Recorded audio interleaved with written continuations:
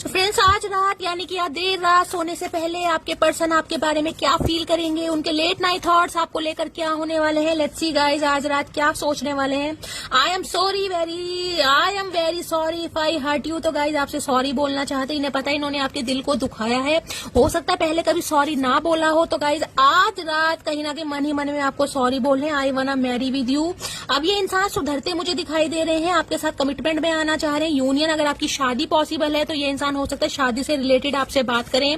अगर आपकी married life में कोई प्रॉब्लम हो रही है, आप अपने स्पाउस के लिए रीडिंग को देख रहे हैं, तो गाइस चीजों को फिक्स करते मुझे दिखाई दे रहे हैं। You are enough just as you are and my love for you will always be unconditional. देखिए, हो सकता है आपके पर्सन ने आपको काफी जज किया है। इन्हें लगता था ये आपसे बेस्ट पार्टनर डिजर्व करते हैं। तो गाइस, इन्हें लग रहा है आप जैसे हैं आप बहुत ज्यादा खूबसूरत है और इस इंसान का जो प्यार है अब आपके लिए अनकंडीशनल होता जा रहा है। Thinking of you keeps me awake, dreaming of you keeps me asleep, being with you